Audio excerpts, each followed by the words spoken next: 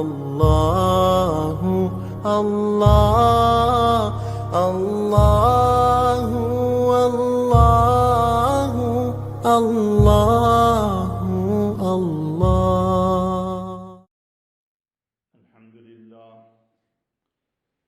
الحمد لله نحمده ونستعينه ونستغفره ونؤمن به ونتوكل عليه ونعوذ بالله من شرور أنفسنا ومن سيئات أعمالنا من يهده الله فلا مضل له ومن يضلله فلا هادي له ونشهد أن لا إله إلا الله وحده لا شريك له ونشهد أن سيدنا ونبينا وشفيعنا وسندنا ومولانا محمدا عبده ورسوله صلى الله تبارك وتعالى عليه وعلى آله وصحبه وبارك وسلم تسليما كثيرا كثيرا. أما بعد فقد قال النبي صلى الله عليه وسلم الراحمون يرحمهم الرحمن تبارك وتعالى ارحموا من في الأرض يرحمكم من في السماء. رواه أبو داود والترمذي. صدق الله مولانا العظيم وصدق رسوله النبي الكريم ونحن على ذلك لمن الشاهدين والشاكرين والحمد لله رب العالمين. محترم دوست اور بزرگوں، معزز علماء کرام، محترم ماں بہنیں، آپ کے سامنے جو سب سے پہلے میں نے حدیث پڑھی بخاری، یہ جو ہے مسلسل بالاولیہ ہے، یعنی وہ روایت جو تسلسل کے ساتھ ہر استاد نے اپنے شاگرد کے سامنے سب سے پہلے اس کو بیان کیا ہے، اور یہ تسلسل سفیان ابن عیینہ تک پہنچتا ہے. سفیان ابن عیینہ رحمۃ اللہ علیہ پر یہ تسلسل ختم ہو جاتا ہے. جنہوں نے اس کے بعد تسلسل کو ذکر کیا ہے ان سے غلطی ہوئی ہے. ہم نے سب سے پہلے یہ حدیث حضرت مولانا زکریا نور اللہ مرقدہ سے پڑھی تھی. انہوں نے اپنے شیخ مولانا خلیل احمد صاحب امبیٹوی سے، انہوں نے مولانا عبد القیوم برہانوی سے، انہوں نے شاہ محمد اسحاق صاحب سے، شاہ محمد اسحاق صاحب نے اپنے نانا شاہ عبد العزیز محدث دہلوی سے، اور انہوں نے اپنے والد صاحب حضرت شاہ ولی اللہ محدث دہلوی سے یہ حدیث پڑھی تھی. اور شاہ ولی اللہ کی سند الفضل المبین فی المسلسل من حدیث النبی الامین میں جو ہے مذکور ہے نبی کریم صلی اللہ علیہ وسلم تک. یہ حدیث ہم نے دوسرے اساتذہ سے بھی پڑھی تھی، جن سے ہم نے بخاری شریف پڑھی. حضرت مولانا اسلام الحق صاحب، حضرت مولانا اسلام الحق صاحب نے بخاری شریف پڑھی تھی اپنے شیخ حضرت مفتی کفایت اللہ سے، اور انہوں نے حضرت شیخ الہند سے، شیخ الہند نے حضرت نانوتوی سے، اور حضرت نانوتوی نے شاہ عبد الغنی محدث دہلوی سے بخاری شریف پڑھی تھی. دوسری مرتبہ جو ہے جب ہم نے بخاری شریف پڑھی تھی اور مسلسل بالاولیہ جو ہم نے سنی، وہ حضرت مولانا یونس صاحب سے ہم نے بخاری شریف پڑھی تھی. حضرت مولانا یونس صاحب نے بخاری شریف اپنے شیخ و مربی حضرت مولانا زکریا نور اللہ مرقدہ سے، اور حضرت مولانا زکریا نور اللہ مرقدہ نے 2 مرتبہ بخاری شریف پڑھی. ایک تو پہلے اپنے والد حضرت مولانا یحییٰ صاحب سے، اور دوسری مرتبہ حضرت مولانا خلیل احمد صاحب اپنے شیخ سے. ان دونوں حضرات نے حضرت گنگوہی سے پڑھا، اور حضرت گنگوہی نے حضرت مولانا شاہ عبد الغنی محدث دہلوی سے. تو یہ جو 2 سندیں ہیں، ایک طرف حضرت نانوتوی کی سند ہے اور دوسری طرف حضرت گنگوہی کی سند ہے. اور مفتی کفایت اللہ صاحب کا طرز جو ہے فقیحانہ تھا، وہی طرز حضرت مولانا اسلام الحق صاحب کا تھا بخاری شریف پڑھانے کا۔ اس لیے فقیحانہ طرز پر ہم نے جو ہے حضرت مولانا اسلام الحق صاحب سے پڑھا تھا، اور حضرت مولانا یونس صاحب کا محدثانہ طرز تھا، وہی طرز جو ہے حضرت گنگوہی کا تھا اور ان کے شاگردوں کا تھا، اس لیے محدثانہ طور پر ہم نے یہ حدیث پڑھی ہے۔ ایک اور سند ہماری حضرت مولانا احمد علی لاجپوری کی ہے، جو بہت زیادہ اس میں واسطے کم ہیں۔ انہوں نے مولانا عبد الرحمن باوا سے بخاری شریف اور یہ مسلسل بالاولیہ پڑھی تھی، اور مولانا عبد الرحمن باوا نے حضرت نانوتوی سے اس میں جو ہے واسطے کم ہیں۔ ایک اور سند ہماری حضرت مولانا ہمارے والد صاحب حضرت قطب برطانیہ حضرت مولانا اسماعیل صاحب، جنہوں نے حضرت مولانا حسین احمد مدنی سے بخاری شریف پڑھی تھی، پہلی مرتبہ پڑھی تھی حضرت مولانا شمس الحق افغانی سے اور مفتی شفیع صاحب سے، جلد اول اور جلد ثانی، اور پھر دیوبند جا کر حضرت مدنی سے پڑھی تھی۔ ان کا سلسلہ بھی قریب ہی ہے، لیکن سب سے زیادہ جو ہمارے سند میں واسطے کم ہیں وہ شیخ علی الناخبی کی ہیں۔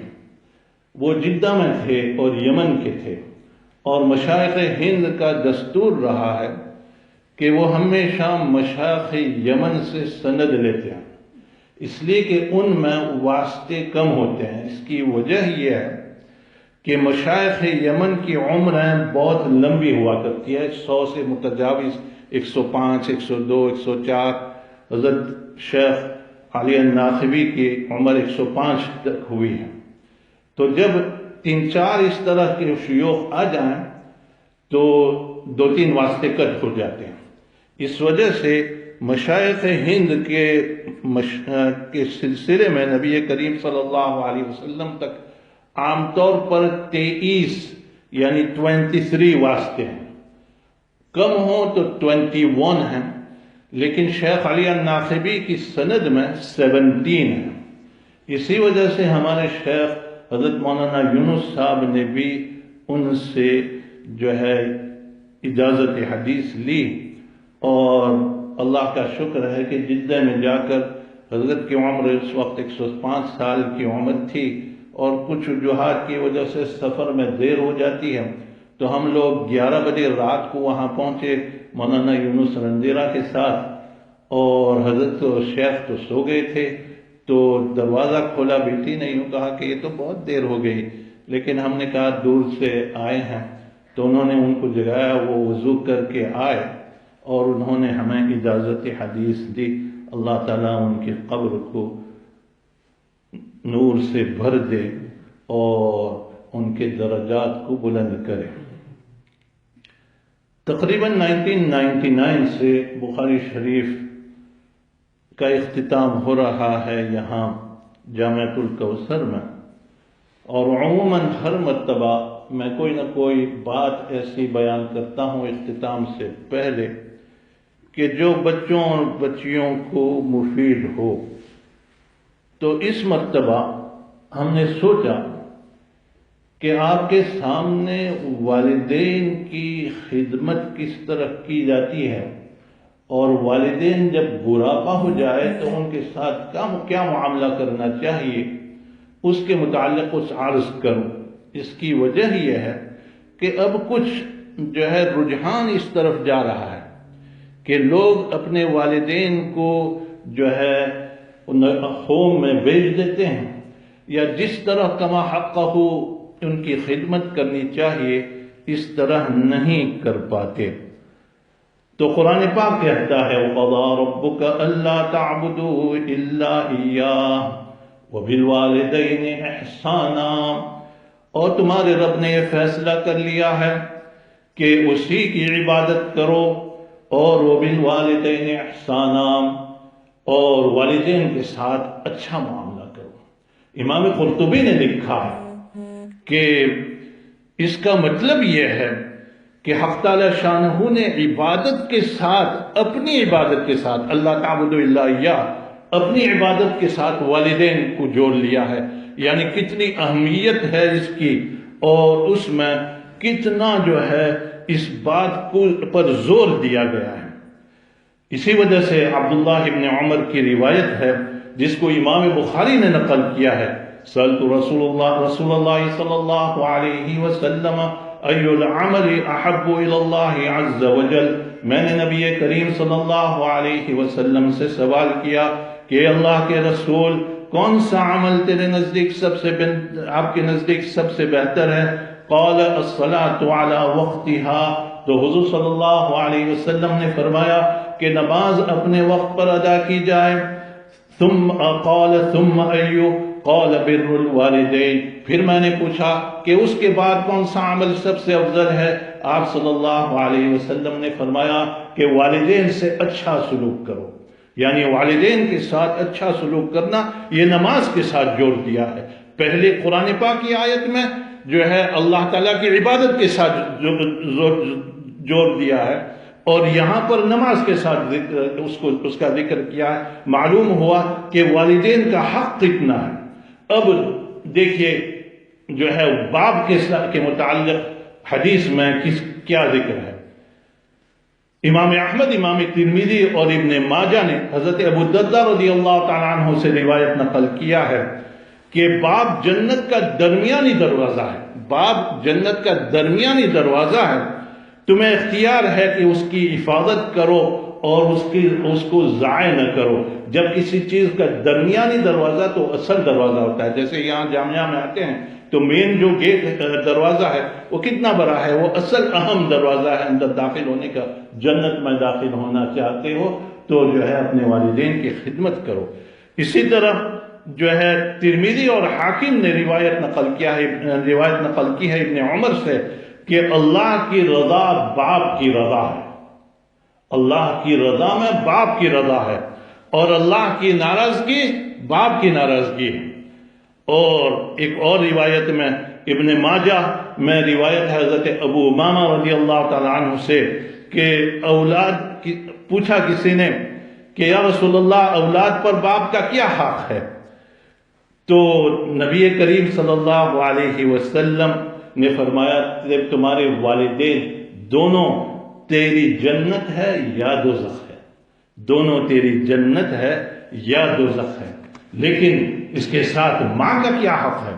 تو امام بخاری نے حضرت ابو ہریرہ رضی اللہ تعالیٰ عنہ سے نقل کیا ہے کہ جاء رجل الی رسول اللہ صلی اللہ علیہ وسلم، ایک آدمی نبی کریم صلی اللہ علیہ وسلم کے پاس آیا اور اس نے سوال کیا من حق الناس بے حسن صحابتی، اے اللہ کے رسول کس کے ساتھ میں اچھا معاملہ کروں؟ تو قال امک، تیری والدہ. تو پھر دوبارہ پوچھا ثم من؟ قال امک. پھر دوبارہ پوچھا تو کون؟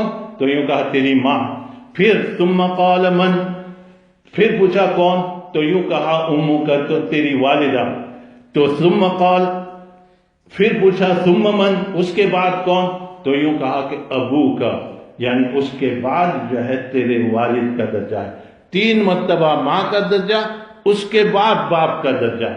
اسی وجہ سے امام مالک رضی اللہ تعالیٰ عنہ سے کسی نے پوچھا کہ یا ایھا الامام، اے میرے امام مالک امام دار الہجرہ تھے. دار الہجرہ کے یعنی مدینہ منورہ میں ان کا بہت اونچا مقام تھا. تو ان ابی فی بلد سودان، میرے والد جو ہے سودان میں، اور انہوں نے مجھے یہ لکھا ہے کہ تم ہمارے پاس آ جاؤ. تو اور وہ امی تمنعنی، میری والدہ نہ کہتی ہے کہ تم میرے ساتھ ہی رہو. تو میں کیا کروں؟ تو آپ تو حضرت امام مالک نے یوں فرمایا کہ اطیع اباک ولا تعصی امک، تیرے والد کی بات مان لینا اور تیری ماں کی نافرمانی نہ کرنا.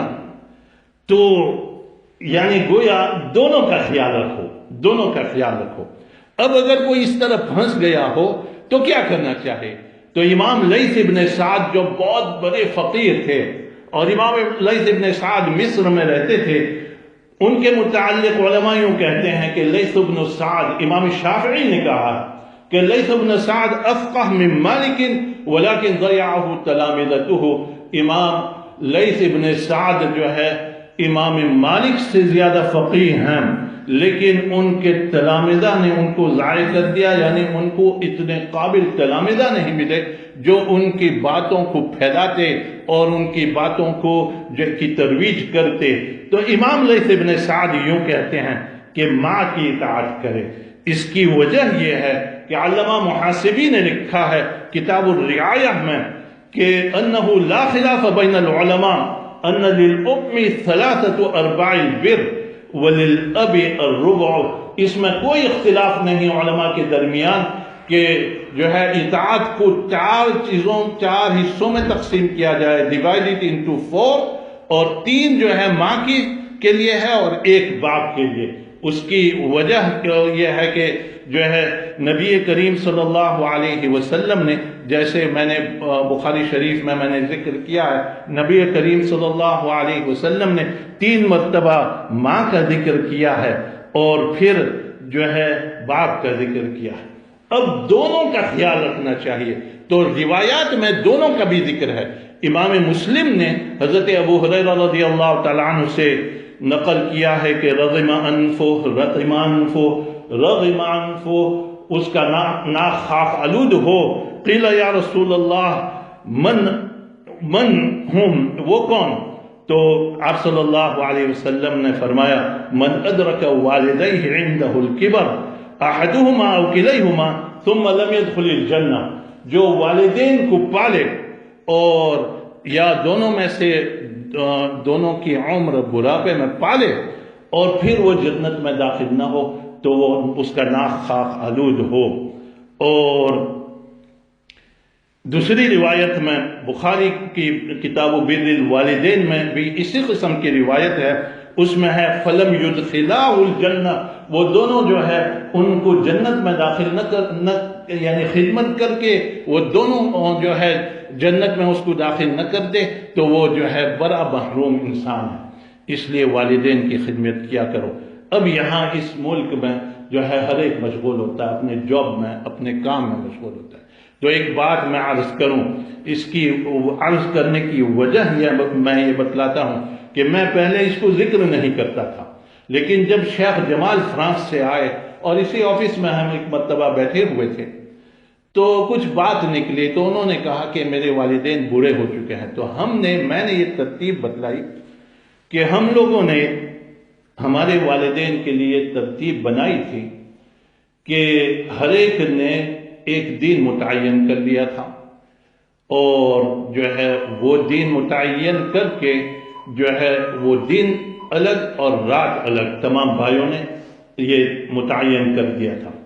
تو اس کی وجہ سے، اور ان کی بیوی، تو اس کی وجہ سے والدین کے پاس 24 گھنٹے کوئی نہ کوئی ہوتا ہے، اور اس کی وجہ یہ ہے میں نے یہ بتلائی کہ بڑھاپا جب ہوتا ہے اور انسان بیٹھا ہوا ہے، جیسے میں مسند پر بیٹھا ہوا ہوں، پانی کی ضرورت ہو، بڑھاپے کی وجہ سے جو ہے ہمت نہیں ہوتی کہ اٹھ کے کھڑے ہوں پانی کے لیے۔ اگر بیٹا موجود ہو تو اس کو کہہ دیتے ہیں۔ ہمارے استاد اور شیخ ثانی حضرت مولانا یونس صاحب اپنے استاد کے متعلق یہ بیان کرتے ہیں کہ حضرت مولانا اسد اللہ صاحب نور اللہ مرقدہ جب بڑھاپا ہو گیا تو کتاب جب نظر کر رہے ہوں، پڑھ رہے ہوں، تو بیٹا کوئی لڑکا بیٹھا ہوا ہوتا تھا، کہتے بیٹا وہ کتاب لے آؤ۔ اب میرے دل میں یہ بات آتی تھی کہ یہی تو قریب ہے، بس دوسری ٹپائی پر، تو حضرت کیوں وہاں سے اس کو خود کیوں نہیں لے لیتے؟ لیکن جب میرا بڑھاپا آیا تو میں سمجھ گیا کہ چاہے 2 قدم پر یہیں قریب میں وہ کتاب پڑھی ہوئی ہو، لیکن ہمت نہیں ہوتی اس کو اٹھانے کی۔ تو اسی طرح ہمارے حضرت اقدس والد صاحب 2008 میں جو ہے وہ بیمار پڑے، اور پھر اس کے بعد 24 گھنٹے اس کا انتظام کیا۔ تو میں ہمارے بھائی حافظ عبدالصمد کی بات میں آپ کے سامنے نقل کروں کہ انہوں نے جمعہ کے دن جو کام پہ ہوتے ہیں، ڈائریکٹر ہیں اپنی کمپنی کے، جمعہ کے دن انہوں نے چھٹی لی تھی، یعنی I am working for home. لیکن ورکنگ فار ہوم جو ہے لوگ یوں سمجھتے ہیں کہ ورکنگ فرام ہوم یعنی بہانہ ہے تاکہ جمعہ کی چھٹی ہو جائے. تو وہ کہتے ہیں کہ میں نے کئی سالوں تک، یعنی 2008 سے لے کر 2017 تک، جب تک ہماری والدہ 2012 میں والد صاحب کا انتقال ہوا، یعنی 9 سال یہ ترتیب بنائی کہ منڈے 4 دن جو ہے روزانہ 2 گھنٹے ایکسٹرا کام کرتا تھا، اور پھر جمعہ کے دن ورکنگ فرام ہوم کرتا تھا تاکہ کمپنی والوں کو جو ہے اس کا وہ یہ نہ سمجھیں کہ یہ فائدہ اٹھا رہا ہے. اسی طرح ہمارے حافظ ابراہیم ہیں، وہ جو ہے ذمہ دار ہیں. اسی طرح حافظ زبیر ہے، حافظ طلحہ ہیں جو کام پہ ہوتے ہیں. تو انہوں نے حافظ طلحہ نے جمعرات کے دن چھٹی لیتی تھی، حافظ زبیر نے بدھ کے دن چھٹی لیتی. میں اس لیے عرض کرتا ہوں آپ کے سامنے یہ بات کہ ہم لوگ جو ہیں، جو لوگ پروفیشنل ہیں، یہی بہانہ نکالتے ہیں کہ ہم سے تو نہیں ہوتا، ہم تو کام پہ ہوتے ہیں. جب میں نے یہ بات شیخ جمال کو بیان کی تو ان کے 4 بھائی ہیں، وہ گھر گئے اور انہوں نے فرانس میں اپنے بھائیوں کو جمع کیا اور انہوں نے یوں کہا کہ ہم لوگ اس ترتیب کو اپنا لیں. اور انہوں نے جب وہ ترتیب اپنا لی تو والدین اتنے خوش ہوئے جس کی کوئی انتہا نہیں. وجہ اس کی ہے کہ 24 گھنٹے کوئی نہ کوئی جو ہے بیٹا اور اس کی بیوی جو ہے ساتھ رہتا ہے. تو کوئی نہ کوئی ضرورت پڑے، کوئی معمولی سی چیز، بخار ہو یا کوئی بھی چیز ہو، تو جو ہے وہ اس کا انتظام ہو جائے. جب دوسری مرتبہ یہاں آئے تو کہتے ہیں جو ہے اللہ تعالیٰ آپ کو بہت جزائے خیر دے، آپ نے جو ترتیب بنائی ہے، بتلائی تھی، اس پر ہم نے عمل کیا تو اس کی وجہ سے ہمارے والدین اتنے خوش ہوئے جس کی کوئی انتہا نہیں. یہ اس لیے آپ کے سامنے عرض کرتا ہوں. اور میں نے عرض کیا کہ ہم لوگ جو ہیں، ہمارے والدین ہمارے سامنے ہوتے ہیں، ان کی قدر کر لو، اس لیے کہ جب تک وہ زندہ ہیں تب تک دعاؤں کا دروازہ کھلا رہے گا. حضرت اقدس والد صاحب یوں کہا کرتے تھے اپنے خادم خاص بھائی عبدالستار کو کہ میں تو کئی سالوں سے تیار ہوں اپنے رب سے ملنے کے لیے، کئی سالوں سے، لیکن میں اتنا کہتا ہوں کہ میں بہت سی مرتبہ سوچتا ہوں کہ جب میں چلا جاؤں گا تو میری اولاد کے لیے دعا کرنے والا کوئی باقی نہیں رہے گا. والدین کی دعا جو ہے آسمان تک سیدھے اٹھتی ہے. اس لیے جو لوگ عورتیں سن رہی ہیں، والدین سن رہے ہیں، اپنی اولاد کے لیے ہمیشہ دعا کیا کرو، اور ہمیشہ جو ہے دعا کرو گے تو جو ہے اس کا فائدہ آپ پاؤ گے. آپ کے سامنے اس کے بعد میں یہ عرض کروں کہ جب بچے اپنے والدین کی خدمت نہیں کرتے تو کیا ہوتا ہے. ایک آدمی نبی کریم صلی اللہ علیہ وسلم کے پاس آیا، نوجوان سا. اس نے یوں کہا کہ یا رسول اللہ ان ابی اخذ مالی، میرا باپ جو ہے میرا مال لے لیتا ہے، میرا باپ میرا مال استعمال کرتا ہے. تو نبی کریم صلی اللہ علیہ وسلم نے اس سے یوں کہا کہ تم اپنے باپ کو لے آ.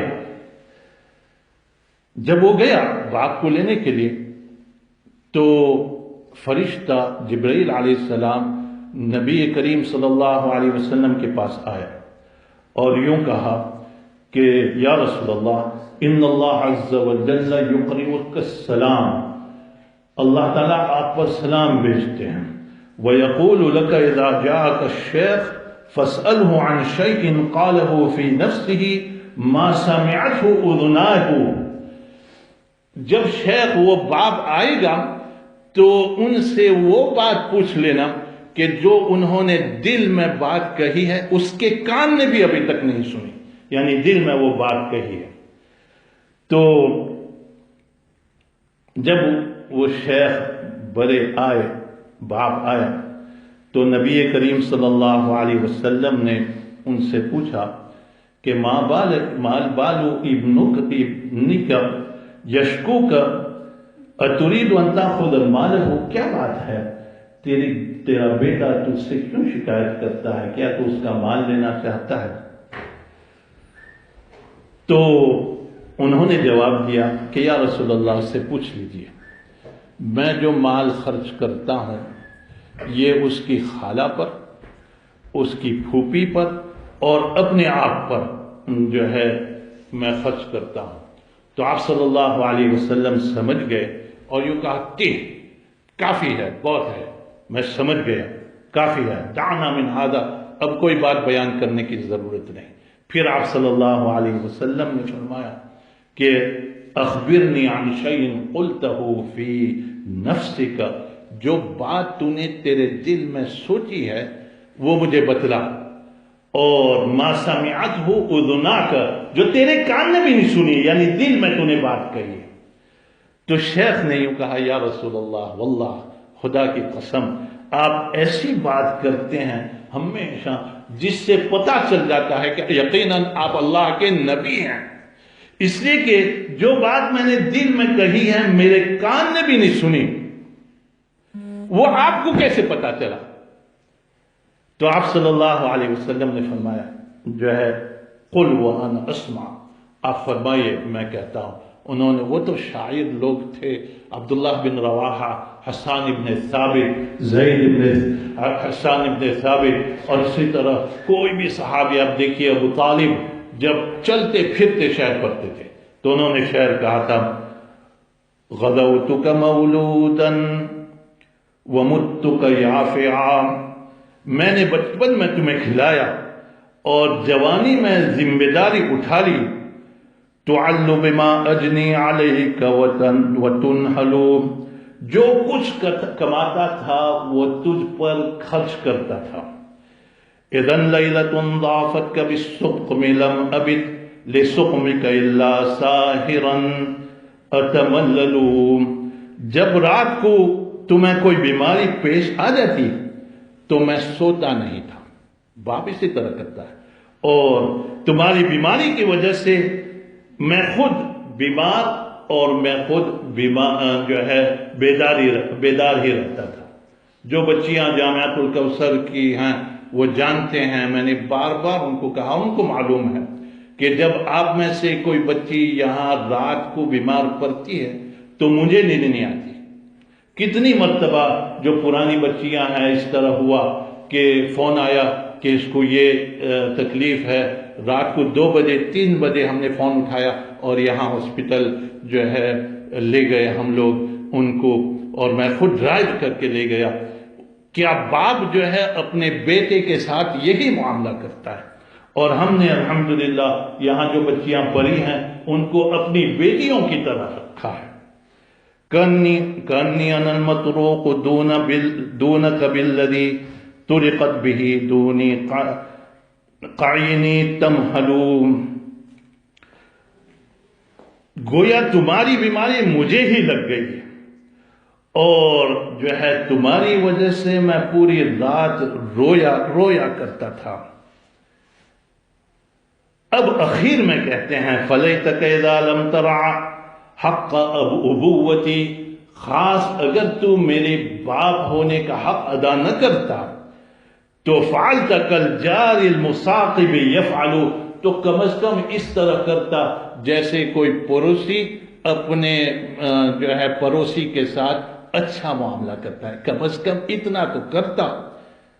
فَأَوْلَيْتَنِي حَقَّ الْجِوَارِ وَلَمْ تَكُنْ عَلَيَّ بِمَالٍ دُونَ مَالِكَ تَبْخَلُ، کاش کم از کم پڑوسی کا حق ادا کرتا، اور جیسے پڑوسی کرتا ہے تو جو ہے میرے مال میں تو مجھے بخیلی کا حکم نہ کرتا، میرا اپنا مال ہے اس پر تو شکایت کرتا ہے نبی کریم صلی اللہ علیہ وسلم سے کہ میں جو ہے مال خرچ کرتا ہوں، اور میں خرچ کرتا ہوں تیری خالہ پر اور تیری پھوپھی پر اور اپنے آپ پر، اس پر تجھے اعتراض ہے، تو کم از کم پڑوسی کی طرح تو مجھے جو ہے پڑوسی کی طرح میرے ساتھ تو معاملہ کرتا۔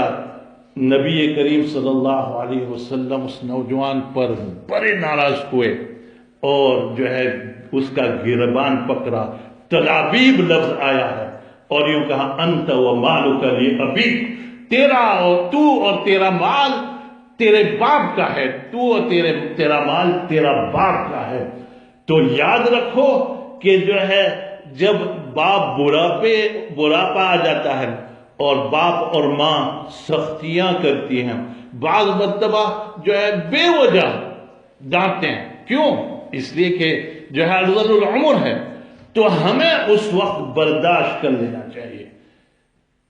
بہت سی مرتبہ ہماری والدہ کے پاس ہم لوگ جاتے تھے تو والدہ کبھی کوئی بات کہتی تھی تو کچھ جواب نہیں دے پاتا تھا، حالانکہ وہ بات تو جو ہے یعنی ایسی تھی، کبھی ایسی کہ خواہ مخواہ ڈانٹ پڑتی تھی، کچھ نہیں۔ اس کی وجہ یہ ہے کہ ہماری عادت یہ ہے، اور بچپن سے بڑھاپے تک، کہ کبھی اپنے والدہ کے سامنے یا والد صاحب کے سامنے لب کشائی نہ کر سکے، کبھی کوئی لفظ نہیں بول سکتے۔ تو میں اپنے بچیوں کو جو گھروں میں سن رہی ہیں، جو بچے گھروں میں سن رہے ہیں، I urge you to take care of your parents and make a system in such a way that when they become more advanced in age, then there is always somebody looking after them. Yourself, لڑکوں کو کہتا ہوں، لڑکیوں کو کہتا ہوں، جو ہے there is always somebody who is looking after them, and inshallah you will find the benefit of it in this life and the hereafter. Do not think that I am busy. Do not think that I have got this business. Do not think that I am employed somewhere. When there is a will, there is a way. If you tell your employer that I would like to work one day from home, and you do some extra work. Why? Because the person, your employer, will be thinking that perhaps he's trying to get one day off. So you do some extra work during the 4 days, remaining 4 days, so that extra work covers whatever is left on that one day. And then on that one day, try to find some time to work from your employer. اس طرح آپ کریں گے تو آپ کی زندگی میں بھی جو ہے راحت ہوگی، آخرت میں بھی راحت ہوگی، دنیا میں بھی راحت ہوگی، اور یاد رکھو نسلوں تک برکتیں چلیں گی۔ You will find the benefit of it for generations and generations۔ اور یہ یاد رکھو، بہت سی جگہ ہم نے دیکھا ہے جنہوں نے اپنے والدین کی خدمت کی، those who served their parents، and remember، کوئی کمال نہیں کر دیا بلکہ ان کا حق ادا کر دیا، اپنے رب کو راضی کیا۔ You made your creator happy، اور جب اپنے رب کو آپ راضی کرو گے، جب اپنے رب کو راضی کرو گے تو جو ہے جنریشن تک جو ہے اس کے برکات چلیں گے۔ You will find the barakat of it, the bounties of it for generations and generations and generations۔ اور ہم نے بہت سی جگہ اس کو دیکھا ہے۔ اللہ تعالی ہمیں جو کچھ کہا گیا اس پر عمل کرنے کی توفیق عطا فرمائے۔ Today's sabaq, the khulasa of today's sabaq is that whatever you can do for your parents, do it. And especially when they become of advanced age, then you should try your best to serve them. Arrange your work in such a way, arrange your business in such a way. Either you are working for somebody or either you have your own business. So arrange it in such a way that you do your khidmat of your parents. May Allah Ta'ala give us the tawfiq to act on it. Now I will read the last hadith of Bukhari Sharif. And Alhamdulillah, we have many girls graduating, 28 girls graduating from Jami' Al-Kawthar, 7 graduated as Sanatain. They are acquiring a short diploma. And we have 5 girls also graduating from Abrar Academy. May Allah Ta'ala accept all the efforts they have put, and all the efforts the parents have put in it. والدین کی بھی بہت زیادہ قربانیاں ہوتی ہیں جب بچے پڑھتے ہیں، اور وہ جو ہے وہ، اور آج کل فیس تو دینی پڑتی ہے، بعضوں کو جو ہے اس کا ان کے پاس انتظام نہیں ہوتا، تو ڈبل کام کرتے ہیں، خاص طور پر جب سب اپنے بچوں کو پڑھانے کے لیے جو لوگ کوشش کرتے ہیں. Those parents who try to give dini ta'aleem to their children, for example, 5 children, boys and girls, they pay the fees and they work. The father sometimes, they have told me, sometimes they do double shift to be able to pay the fees.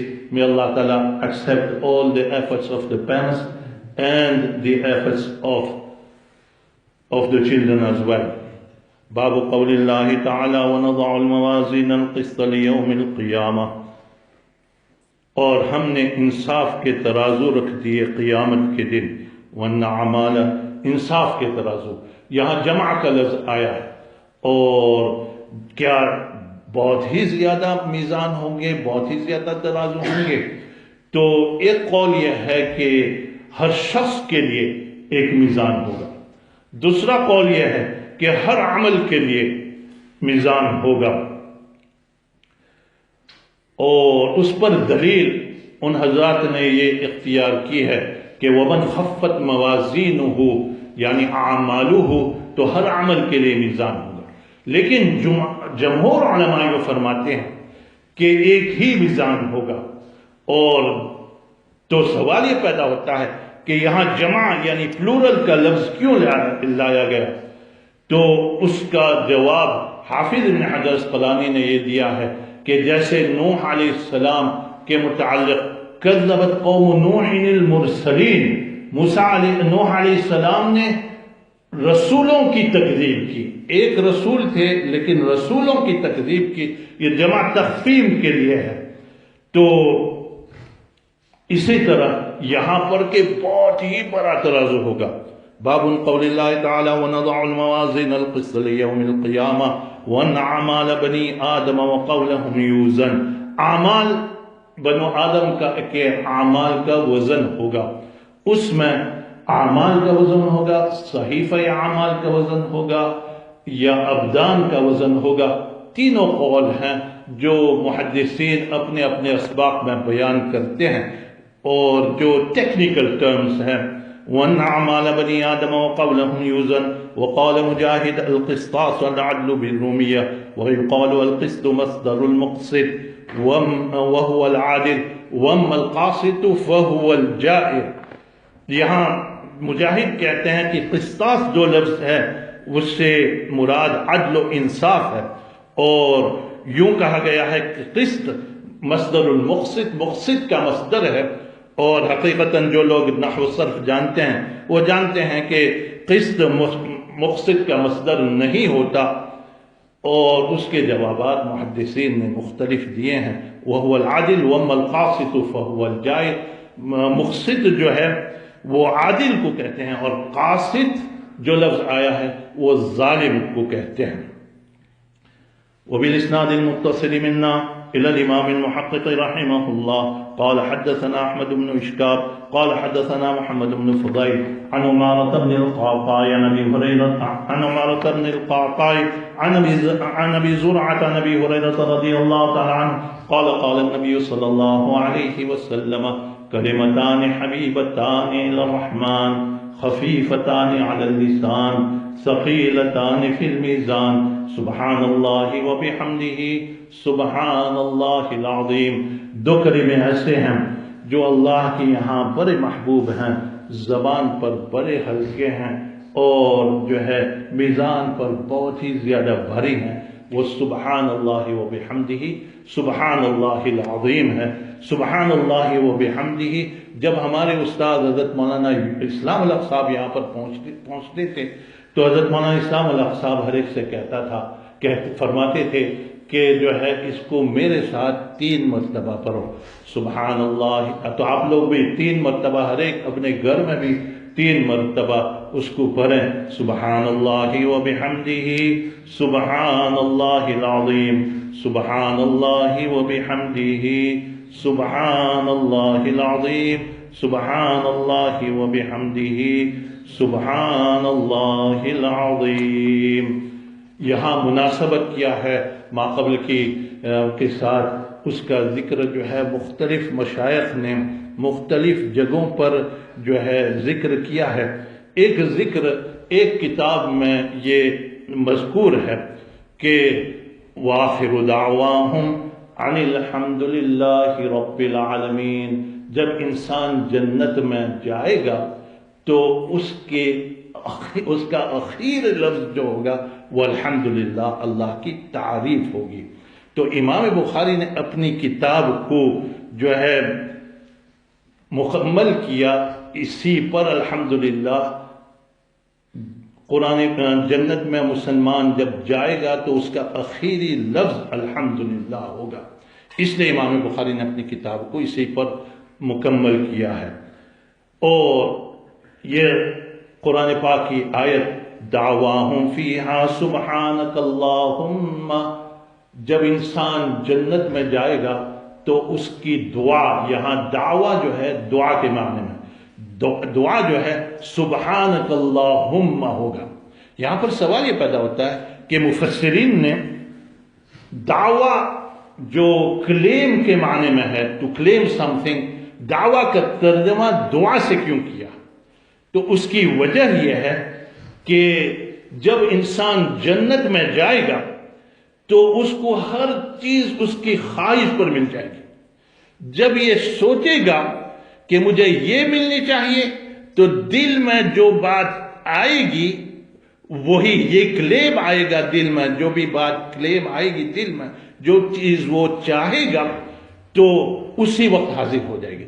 جب وہ حاضر ہو جائے گی تو سبحانک اللہم وہ کہے گا، سبحانک اللہم کہے گا۔ جب پھر اس کے بعد وَتَحِيَّتُهُمْ فِيهَا سلام، اور وہاں جو ہے ان کا آپس میں سلام کرنا جو ہے، جو تحیہ ہے وہ سلام ہوگا۔ وَآخِرُ دَعْوَاهُمْ عَنِ الْحَمْدُ لِلَّهِ رَبِّ الْعَالَمِينَ، اور ان کا اخیر ان کی دعا جو ہے یہ ہے کہ اللہ کا شکر ہے، اللہ کا بہت ہی زیادہ احسان ہے۔ شیخ شہاب الدین سہروردی نے عجیب بات لکھی ہے۔ شیخ شہاب الدین سہروردی نے یوں لکھی ہے کہ یہ بات لکھی ہے کہ عام اہل جنت یہ دعا کریں گے دل میں کہ اللہ ہمیں علماء کا علم اور ان کی معرفت عطا فرما۔ عام انسان یہ دعا کریں گے۔ جب عام انسان یہ دعا کریں گے، جب ان کو وہ مقام مل جائے گا تو اس وقت وہ کہیں گے الحمدللہ رب العالمین۔ اور علماء یہ دعا کریں گے دل و دل میں کہ اللہ ہمیں انبیاء کا علم و مقام نصیب فرما۔ تو علماء کو ان کی یہ بات، ان کی دعا کی وجہ سے ان کو انبیاء کا مقام مل جائے گا، اور اس وجہ سے وہ الحمدللہ کہیں گے۔ جیسے امام بخاری نے اپنی کتاب جو ہے سبحان اللہ بحمدہ سبحان اللہ العظیم، اللہ کی تعریف پر مکمل کی ہے۔ انبیاء کیا دل میں سوچیں گے؟ انبیاء یہ سوچیں گے کہ اللہ ہمیں سید الرسول کا مقام عطا فرما۔ تو حق تعالی شانہ انبیاء کو سید الرسول کا مقام عطا فرمائیں گے، اور نبی کریم صلی اللہ علیہ وسلم دعا مانگیں گے کہ اللہ ہمیں مقام محمود نصیب فرما۔ تو حق تعالی شانہ مقام محمود نبی کریم صلی اللہ علیہ وسلم کو عطا فرمائیں گے، اور اس وجہ سے پورے جنت والوں کی دعا اور ان کی اخیری بات وآخر دعواہم ان الحمد للہ رب العالمین، ان کی اخیری بات جو ہے اللہ کے سامنے یہ ہوگی کہ اللہ کی ہم تعریف بیان کرتے ہیں۔ اسی وجہ سے امام بخاری نے اپنی کتاب جو ہے سبحان اللہ و بحمدہ سبحان اللہ العظیم سے تکمیل فرمائی۔ امام بخاری has completed his kitab with سبحان اللہ و بحمدہ سبحان اللہ العظیم because the people of Jannah, their last words will be وآخر دعواہم ان الحمد للہ رب العالمین۔ اخیری بات جو ہے جنت میں حق تعالی شانہ اخیری بات جو مسلمان کہیں گے حق تعالی شانہ سے، the last words with which the people of Jannah will say to the Creator وآخر دعواہم and alhamdulillah Rabbil Alameen, that we praise Allah who is the creator of the whole mankind. May Allah Ta'ala give us the tawfiq to act upon whatever we have read this whole year. اور اپنی بچوں کو یہ ضرور کہوں گا کہ دین کی خدمت میں لگے رہنا. دنیا بہت لبھاتی ہے، دنیا بہت اچھی لگتی ہے، لیکن جو ہمارے مشائخ نے قربانیاں کی ہیں، اپنی جن اپنی پوری زندگی اسی میں کھپا دی. کیا شیخ الہند کو آرام سے رہنا پسند نہیں تھا؟ کیا مالٹا میں جانا وہ پسند فرماتے تھے؟ کیا حافظ دامن شہید رحمت اللہ علیہ جس دن ان کی صبح کو ان کا انتقال ہوا، شاملی کے میدان میں، جن لوگوں نے شاملی کا میدان دیکھا ہے وہ جانتے ہیں، صبح حضرت گنگوہی سے یوں کہا کہ میاں رشید جب میں گروں گا تو تم سنبھال لینا، اور بہترین جبہ پہنا اور بہترین عطر لگائے انہوں نے. اور پھر حضرت حافظ دامن شہید نکلے، وزن بھی بھاری تھا، گھوڑے پر سوار تھے، اور جو گولی لگی پیشانی پر تو ڈرام سے نیچے گرے. حضرت گنگوہی قریب ہی تھے، حضرت گنگوہی نے ان کے بدن کو اٹھایا اور مسجد میں لے آئے صحن میں، اور وہاں خون کے پھوارے پھیل رہے تھے اور خون ہر طرف پھیل رہا تھا. اور اس طرح ہمارے بزرگان دین نے جان کی بازی لگائی.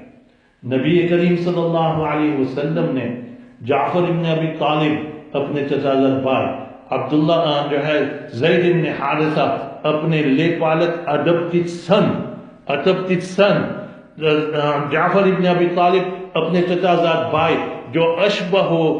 جو نبی کریم صلی اللہ علیہ وسلم سے اخلاق کے اعتبار سے بھی صفات کے اعتبار سے سب سے زیادہ قریب تھے، اور عبداللہ ابن رواحہ جو ہر موقع پر نبی کریم صلی اللہ علیہ وسلم کے سامنے اشعار پڑھتے تھے.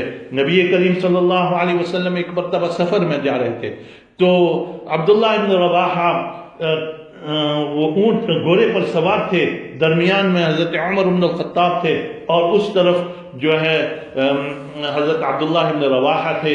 تو نبی کریم صلی اللہ علیہ وسلم نے سر ذرا آگے کر کے عبداللہ ابن رواحہ سے یوں کہا، کیا عبداللہ ابن رواحہ اسمعنا شیئا، ہمیں کچھ بات کوئی شاعر سناؤ. تو عبداللہ ابن رواحہ نے کہا، یا رسول اللہ قد ترکنا کل ذلك بعد نزول القرآن، نزول قرآن کے بعد ہم نے سب کچھ چھوڑ دیا. تو آپ صلی اللہ علیہ وسلم کو جب انہوں نے یہ بات بتلائی، حضرت عمر بن الخطاب سے کہاں رہا جا سکتا تھا؟ حضرت عمر بن الخطاب نے یوں کہا کہ یا عبداللہ، جب رسول اللہ ہی فرما رہے ہیں، آپ کو اللہ کے رسول ہی آپ کو فرما رہے ہیں تو آپ کو کچھ کہنا چاہیے. کہنے لگے، نحن الذین بایعوا محمدا علی الجہاد ما بقینا عبدا. فوراً شعر پڑھنے لگے، اور وہی اشعار جو عبداللہ ابن رواحہ کے تھے، نبی کریم صلی اللہ علیہ وسلم اس کو جب مسجد نبوی بنا رہے تھے تو صحابہ کرام کے ساتھ رجزن وہ سپیڈ چلا رہے تھے، اور رجزن وہی اشعار عبداللہ ابن رواحہ کے پڑھتے تھے مسجد نبوی بناتے وقت. تو یہ تینوں خاص اپنے صحابی، ایک اپنے لے پالک بیٹے جنہوں نے نبی کریم صلی اللہ علیہ وسلم کو اس وقت اختیار کیا تھا کہ جب چچا اور باپ ان کو لینے کے لیے آئے تھے، اور یہ چھوٹے بچپنے میں ان کو دشمنوں نے پکڑ لیا تھا، اور بیچتے آپ صلی اللہ علیہ وسلم کے پاس پہنچے تھے، اور باپ روتا تھا، زید بن حارثہ رضی اللہ تعالیٰ عنہ کی فراق میں. باپ آپ کو جس کا بیٹا گم ہو گیا تو اس کو معلوم ہو کہ کیا تکلیف. حضرت مولانا اسلام اللہ صاحب کا بیٹا بچپن میں گھر سے یہ دو بھائی نکلے تھے، اور وہ راندیر میں اور درمیان میں پہنچے، 10-11 سال کا بیٹا تھا. تو ایک بھائی نے دوسرے بھائی سے کہا تو جا میں آتا ہوں مجھے پیشاب ہو گیا ہے، وہ گھر گیا، اور یہ دوسرا بھائی جو ہے رشیدیہ میں پہنچے،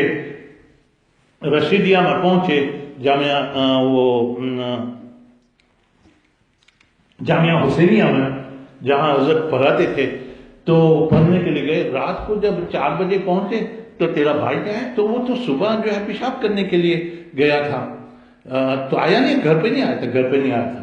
اس وقت سے وہ گم شدہ تھا۔ ہم نے اپنے استاد سے سنا ہے کہ مجھے بڑھاپا آ گیا میرے اس بیٹے کے گم ہونے کی وجہ سے۔ اور حضرت مولانا اسلام اللہ صاحب جس دن وہ گم ہوا تھا، ہر سال یہاں پہنچ گئے تھے، تب بھی جو ہے وہ وہاں رادیر فون کرتے تھے کہ ہمارے بیٹے کو ڈھونڈو، شاید وہ کہیں مل جائے۔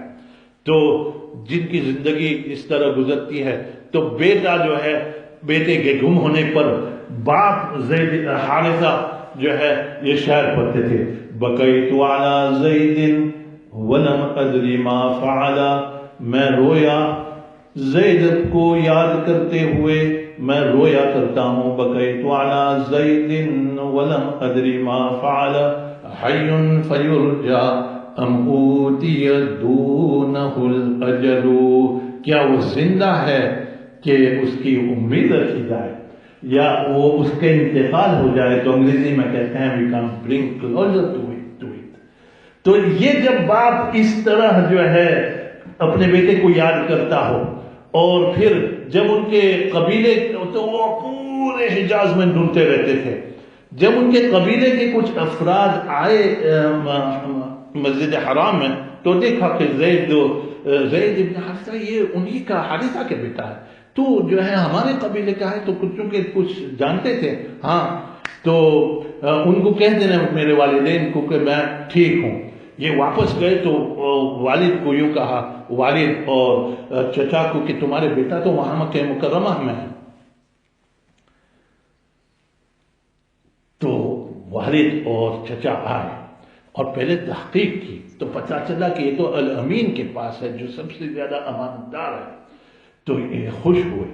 پھر آپ صلی اللہ علیہ وسلم کے پاس پہنچے، آپ صلی اللہ علیہ وسلم سے یوں کہا کہ یا محمد ابن عبداللہ، اے محمد ابن عبداللہ، ہم نے سنا ہے آپ بڑے امانت دار ہیں، ہمارا بیٹا آپ کے پاس ہے، اور جو ہے اگر آپ اجازت دے دیں تو ہم اسے لے جائیں۔ آپ صلی اللہ علیہ وسلم نے یوں کہا کہ اس کو بلاؤ، اس سے پوچھو، اگر وہ آپ کے پاس جانے کے لیے تیار ہے تو میں کسی کو روکنے والا نہیں، جو میرے پاس رہنا نہیں چاہتا وہ جا سکتا ہے، اور اگر وہ میرے پاس رہنا چاہتا ہے تو پھر جو میرے پاس رہنا چاہتا ہو اس کو میں جو ہے چھوڑتا نہیں، وہ میرے پاس رہ سکتا ہے۔ تو باپ چچا بہت خوش ہوئے کہ آدھا کام تو ہو گیا ہے، بیٹا جو آئے گا تو ہمیں ہی اختیار کرے گا، بلایا۔ تو نبی کریم صلی اللہ علیہ وسلم نے پوچھا، اے زید تو جانتا ہے؟ ہاں یہ میرے باپ حارثہ، یہ کون ہے؟ یہ میرے چچا ہے، یہ تجھے لینے کے لیے آئے۔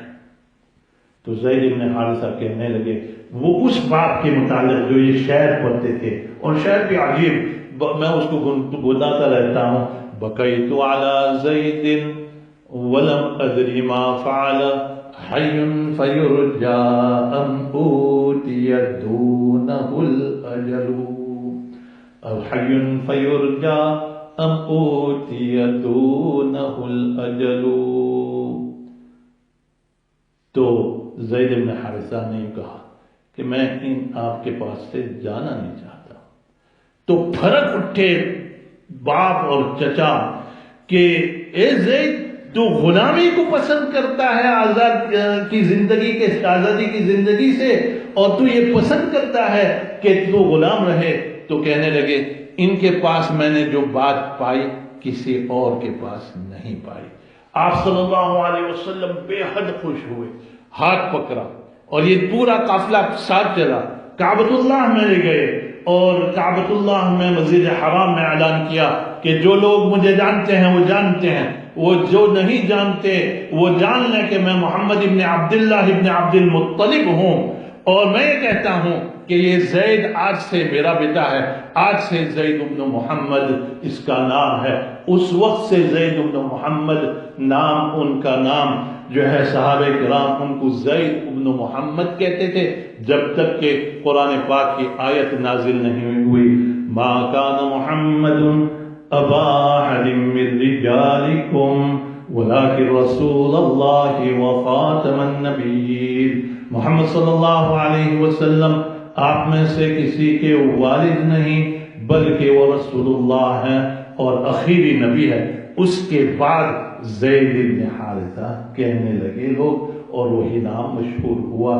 یہ وہ بیٹا ہے جس پر نبی کریم صلی اللہ علیہ وسلم فدا تھے، یعنی مبالغ بیٹا بنایا تھا۔ تو چچا زاد بھائی، بیٹا پہلے بیٹے، پھر چچا زاد بھائی، پھر وہ شاعر جن کی شاعری خود حضور مطالبہ کرتے تھے، سب کو جو ہے آپ نے بھیجا، تینوں شہید ہو گئے۔ کہا تھا کہ زید پہلے امیر بنیں گے، ان کا انتقال ہوگا تو جو ہے وہ جعفر ابن ابی طالب، ان کا انتقال ہو گیا تو عبداللہ ابن رواحہ، تو جو ہے ایک آدمی آیا اور کہنے لگا زید سے کہ پہلے انبیاء جو اس طرح بات کہا کرتے تھے اس سے یہ پتہ چلتا ہے کہ تم تینوں کا انتقال ہو جائے گا۔ کہنے لگے صدق رسول اللہ، اللہ کے رسول جو صحیح بات کہتے ہیں وہ سچی بات ہے۔ ان کو یقین تھا، پھر بھی گئے۔ اور میں ابھی چند 2 سال پہلے جاردن گیا تھا، تو ہمیں موٹا جانا تھا، تو ہم نے ایک کار ہائر کی، ایئر کنڈیشن، اور تو اچھی کار تھی، بالکل ایئر کنڈیشن۔ اور جو پھر ہم نے چلانا جو شروع کیا، پہاڑی اوپر چڑھو پھر اترو، اوپر چڑھی تو اور کوئی کار نہیں، راستہ بہت اچھا، کوئی کار نہیں۔ تو میں نے فیملی سے یوں کہا کہ ہم لوگ ایئر کنڈیشن کار میں ہیں اور ہم سفر کر رہے ہیں، لیکن ہم ڈر رہے ہیں کہ اگر کار بگڑ گئی تو کیا ہو۔ اور یہ صحابہ کرام نہ راستے تھے، اندھیرا تھا اور پوری لائٹ اور بہت اچھا راستہ۔ تو صحابہ کرام کیسے یہاں آئے ہوں گے ان پہاڑوں پر، اور پھر ہم موٹا پہنچے اور ان کے مزارات پر گئے، اور جو ہے کیسے پہنچے ہوں گے، اور کیا ان کو ڈر، اندھیرا۔ اور پھر جب واپس مغرب ہو گئی تھی، واپس جب آنے لگے تو جب اوپر چڑھ جاتے تھے تو وہ راستے میں وہ کلف ایج، یعنی راستہ یوں اور کلف بالکل، اگر ذرا آپ راستے سے ہٹے تو نیچے۔ تو جب واپس آنے لگے تو ہم ڈر رہے تھے کہ کیا ہوگا، تو آہستہ آہستہ چلاتے رہے، لیکن چونکہ نظر نہیں آتا تھا، اس لیے اتنا ڈر نہیں ہوا۔ جاتے وقت بہت ڈر ہوا، بمشکل ہم پہنچے اپنے مقام پر۔ تو میں یہ سوچ رہا تھا کہ ان صحابہ کرام نے نبی کریم صلی اللہ علیہ وسلم پر کی تعلیمات پر بلغوا عنی ولو آیہ، ایک آیت بھی سیکھی ہو تو پہنچاؤ، تو کتنا عمل کیا ہوگا صحابہ کرام نے۔ اسی وجہ سے ماہر القادر صحابہ کرام کی ذات پر بیان کرتے ہیں کہ الفاظ میں ظاہر کر دینا مشکل ہی نہیں ناممکن ہے، الفاظ میں ظاہر کر دینا مشکل ہی نہیں ناممکن ہے، اصحاب محمد سے ماہر جتنی میں عقیدت رکھتا ہوں۔ اس کو میں بدل کے کہتا ہوں، الفاظ میں ظاہر کر دینا مشکل ہی نہیں ناممکن ہے، اصحاب محمد سے فاضل جتنی میں عقیدت رکھتا ہوں۔ اپنے نام کی طرف منسوب کر کے جتنی عقیدت اصحاب محمد سے ہم لوگ رکھتے ہیں وہ الفاظ سے ہم ظاہر نہیں کر سکتے۔ ان تمام بچیوں کو اور بچوں کو میں نصیحت اور وصیت کرتا ہوں، پورے سبق کا خلاصہ والدین کی خدمت کرو اور دین کی خدمت کرو۔ وآخر دعوانا ان الحمد للہ۔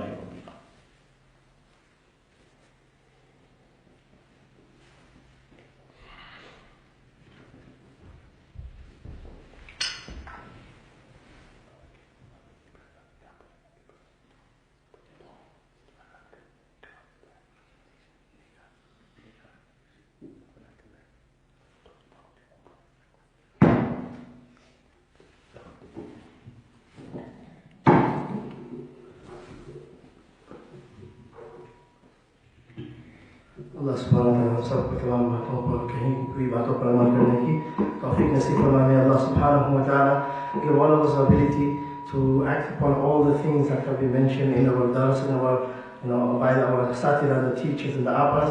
May Allah subhanahu wa ta'ala make it the guidance for us and all the mankind. Alhamdulillah, before the dua, as you are all aware, Hazrat's daughter, on your Apas and the students, all the students that have studied, many of the Apa, she is getting married. Hazrat ki unki beti ki shadi hai, to beti ki nikah se pehle Hazrat going to read, Hazrat kuch alfaz padhenge jo har baap apni betiyon ki wo kuch sunana chahte hain, aur jo dil ki jo baatein hoti hain jab nikah hoti hai to rukhsati ke waqt جو دل کی باتیں ہوتی ہیں ہر باپ اپنے بیٹیوں کو سنانا چاہتا ہے. حضرت نے خود اپنے آپ سے اپنے طور پر سے تیار کیا ہے, تو حضرت وہ کچھ سنائیں گے. The words that a father would want to say to a daughter before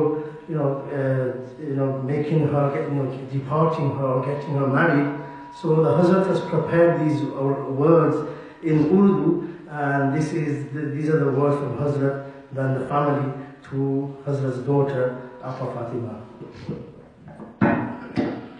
یہ کچھ الفاظ ہیں جو کہیں سے ہمیں ملے تھے, تو میں نے بچوں کو یوں کہا کہ تم میں سے کوئی پڑھ لے, لیکن یہ اصرار کر رہے ہیں کہ آپ ہی پڑھیں, آپ ہی جو ہے اس کے متعلق کچھ کہیں. تو بہت لمبے اشعار ہیں, تھوڑے بہت اس کے سامنے آپ کے سامنے عرض کروں. شاعر کہتا ہے, آپ نے سنا کہ باپ جب بیٹے کی جدائی پر, زید بن حارثہ, باپ کیسا روتا تھا بیٹے کی جدائی پر, سو اسی طرح بیٹی جب گھر سے جاتی ہے تو وہ بھی نیم جدائی ہے, آدھی جدائی. تو اس وقت باپ کے دل پر, ماں کے دل پر کیا گزرتا ہے وہ وہی جانتے ہیں. تو شاعر کہتا ہے, اے لخت جگر اے میرے ماں پالے, اے بیٹی میرے دل کے روشن ستارے, قرار دل و جان مادر و پیدر تو, سکون جگر اور نور بصر تو, سکون جگر اور نور بصر تو. اجالا تیرے دم سے ہے میرے گھر میں, اجالا تیرے دم سے ہے میرے گھر میں, تیری بھولی صورت ہے سب کی نظر میں, اجالا تیرے دم سے ہے میرے گھر میں, تیری بھولی صورت سب کی نظر میں. تجھے دیکھ کر ہوتی ہے شادمانی, تیرا روئے زیبا میری زندگانی, تجھے دیکھ کر ہوتی ہے شادمانی, تیرا روئے زیبا میری زندگانی.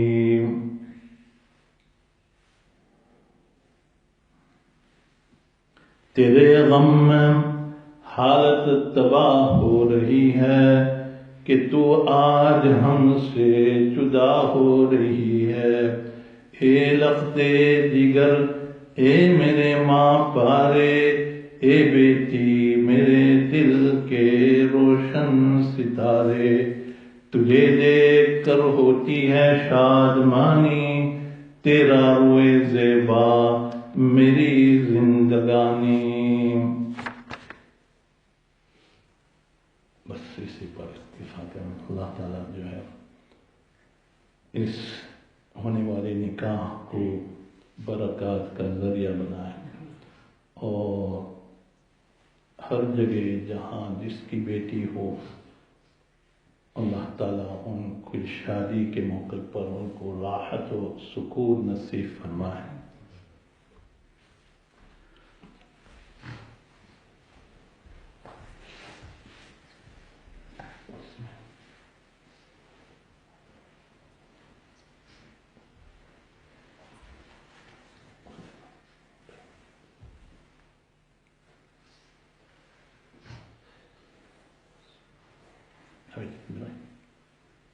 Super.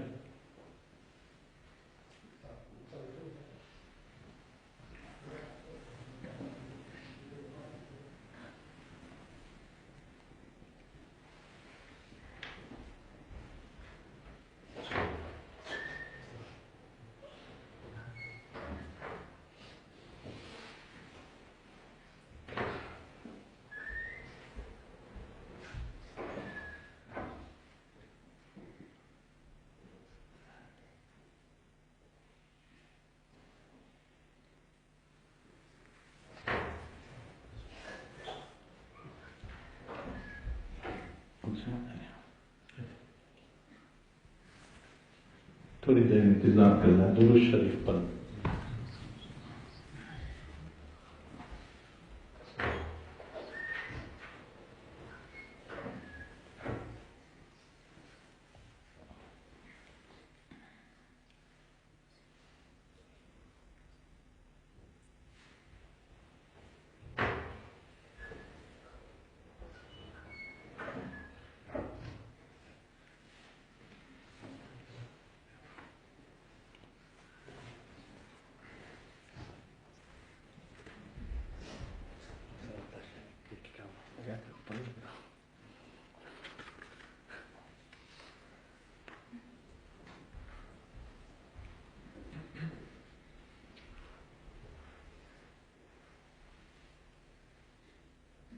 ہمارے ساتھی یوں کہتے ہیں کہ پورے اشعار جو ہے پڑھ لو، لیکن آسان نہیں.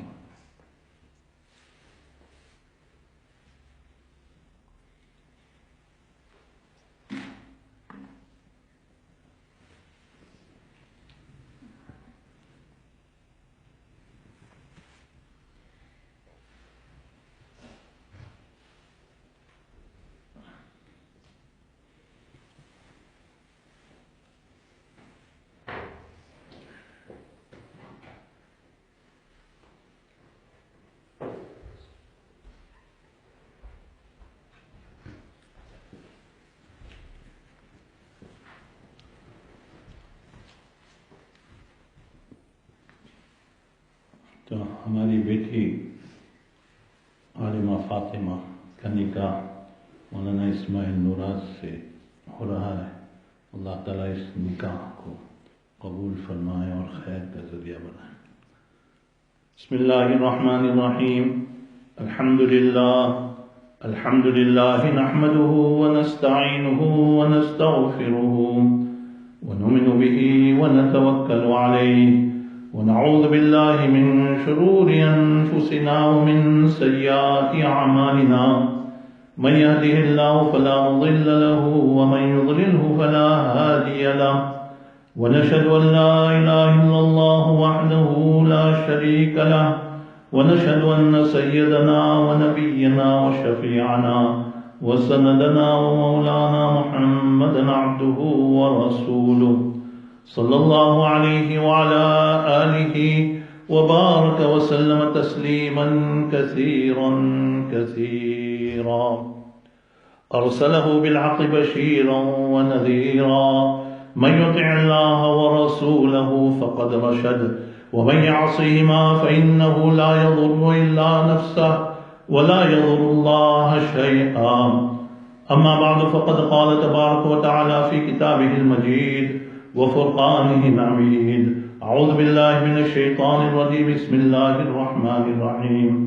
يا أيها الناس اتقوا ربكم الذي خلقكم من نفس واحدة وخلق منها زوجها وبث منهما رجالا كثيرا ونساء واتقوا الله الذي تساءلون به والأرحام إن الله كان عليكم رقيبا. وقال تعالى يا أيها الذين آمنوا اتقوا الله حق تقاته ولا تموتن إلا وأنتم مسلمون. وقال تعالى يا أيها الذين آمنوا اتقوا الله وقولوا قولا سديدا يصلح لكم أعمالكم ويغفر لكم ذنوبكم ومن يطع الله ورسوله فقد فاز فوزا عظيما. نسأل الله يجعلنا ممن يطيعه ويطيع رسوله ويتبع رضوانه ويجتنب سخطه فإنما نحن به وله.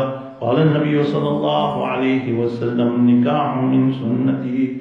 قال: فمن رغب عن سنتي فليس مني. وقال النبي صلى الله عليه وسلم: تنكح المرأة لأربع: لمالها ولحسبها ولجمالها ولدينها فاظفر بذات الدين تربت يداك، أو كما قال عليه الصلاة والسلام. جناب مولانا اسماعیل صاحب، میں نے اپنی وکالت سے اور ہمارے بھائی مفتی محمد طاہر صاحب اور بیٹے مفتی حذیفہ کی گواہی سے اور مسلمانان مجلس کے روبرو اپنی بیٹی عالمہ فاطمہ کی ذات کو آپ کے نکاح میں مہر فاطمی کے عوض آپ کے نکاح میں دیا. آپ نے اس کو اپنے نکاح میں قبول کیا. پر یہ نکاحتها وقبلتها وتزوجتها.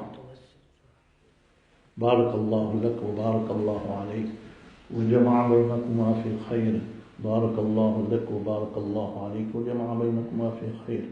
بارك الله لك وبارك الله عليك وجمع بينكما في خير.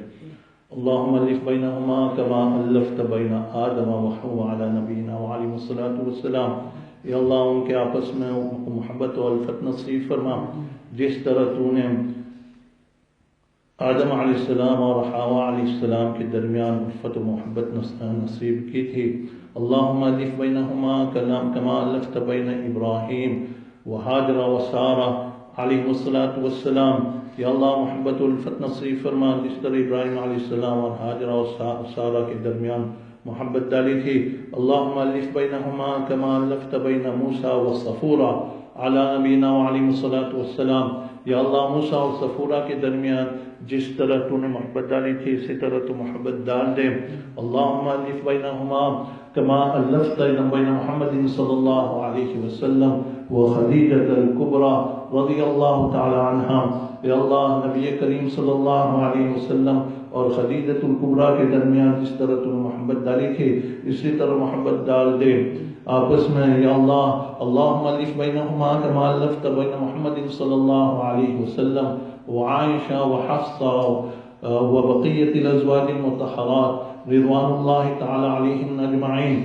یا اللہ نبی کریم صلی اللہ علیہ وسلم اور حضرت عائشہ حفصہ اور بقیہ ازواج مطہرات کے درمیان تم نے وہ جو محبت و الفت ڈالی تھی اسی طرح ان کے درمیان محبت و الفت نصیب فرما. اللہم الف بینہما کما الفت بین علی المرتضیٰ وفاطمۃ الزہرا رضی اللہ تعالی عنہما. یا اللہ جس طرح تو نے محبت ڈالی تھی حضرت علی اور فاطمۃ الزہرا کے درمیان اسی طرح یا اللہ ان میں محبت و الفت نصیب فرما. یا اللہ یا اللہ یا اللہ تو رحم کا کرم کا معاملہ فرما. یا اللہ ہماری نسلوں میں علماء پیدا فرما، صلحاء پیدا فرما، دین کے داعی پیدا فرما، دین پر مر مٹنے والے پیدا فرما. یا اللہ دین پر مر مٹنے والے پیدا فرما. یا اللہ دین پر مر مٹنے والے پیدا فرما. ربنا هب لنا من ازواجنا وذرياتنا قرة اعين واجعلنا للمتقين اماما. یا اللہ جتنے لوگوں نے دعا کے لیے کہا ہے یا اللہ ان کی تمام جائز مرادوں کو پورا فرما. جو لوگ بیمار ہیں ان کو شفاء کاملہ عاجلہ مستمرہ دائمہ نصیب فرما. یا اللہ بہت سے لوگ اس بیماری میں مبتلا ہیں یا اللہ ان کو شفاء کاملہ عاجلہ مستمرہ دائمہ نصیب فرما. جن کو جانتے ہیں ان کو شفا نصیب فرما، جن کو نہیں جانتے ان کو شفا نصیب فرما. یا اللہ پوری انسانیت سے اس بیماری کو ہٹا دے. یا اللہ پوری انسانیت سے اس بیماری کو ہٹا دے. یا اللہ پوری انسانیت سے اس بیماری کو ہٹا دے. اس کا علاج یا اللہ ہر چیز کا علاج تو نے رکھا ہے. یا اللہ ہر بیماری کے لیے تو نے علاج رکھا ہے یا اللہ، اس کے علاج کے لیے بھی تو رہنمائی پیدا فرما یا اللہ، جو لوگ اس کے لیے تحقیق کر رہے ہیں یا اللہ، ان کی رہنمائی نصیب فرما یا اللہ، راحت و سکون نصیب فرما یا اللہ، مسلمانان عالم کو راحت نصیب فرما وجعل اللہم آمنة مطمئنة سائر بلدان المسلمین یا اللہ، جتنے بھی مسلمان ممالک ہیں سب کو راحت و اطمینان کی جگہ بنا دے واکتب اللہم الستر والسلامة والعافیة علینا وعلى عبیدک الحجاج والغزاة والمسافرین والعلماء والصلحاء والمبلغین فی برک وبحرک وجوک من امت محمد صلی اللہ علیہ وسلم اجمعین ربنا لا تزغ قلوبنا بعد اذ هديتنا وهب لنا من لدنك رحمة انك انت الوهاب ربنا آتنا في الدنيا حسنة وفي الآخرة حسنة وقنا عذاب النار یا اللہ، جن کے بچے اور بچیاں یا اللہ شادی کے لائق ہوئے ہوں یا اللہ، ان کو نیک جوڑا نصیب فرما یا اللہ، ان کو نیک جوڑا نصیب فرما یا اللہ، مساجد کی حفاظت فرما، مدارس کی حفاظت فرما، دین کے جتنے بھی کام ہیں سب کی حفاظت فرما، آگے سے پیچھے سے دائیں سے بائیں سے اوپر سے نیچے سے ہر طرف سے حفاظت فرما یا اللہ، ہمارے نسلوں کے ایمان کی حفاظت فرما یا اللہ، ہمارے نسلوں کے ایمان کی حفاظت فرما، نسل در نسل یا اللہ علماء پیدا فرما، صلحاء پیدا فرما، دین کے داعی پیدا فرما، جو ایسے علماء پیدا فرما کہ جن سے پورے عالم میں یا اللہ فیض پہنچے، جن سے پورے عالم میں یا اللہ نور ہدایت پھیلے یا اللہ، ایسے علماء نصیب فرما یا اللہ راحت و سکون نصیب فرما، جو لوگ مقروض ہیں ان کے قرضوں کی ادائیگی کی شکلیں پیدا فرما، جو لوگ بیمار ہیں ان کو شفائے کاملہ عاجلہ مستمرہ دائمہ نصیب فرما یا اللہ، جہاں جہاں جو بھی پریشانی، جس کو جو بھی پریشانی ہو یا اللہ، ان کے تمام کی پریشانیوں کو دور فرما۔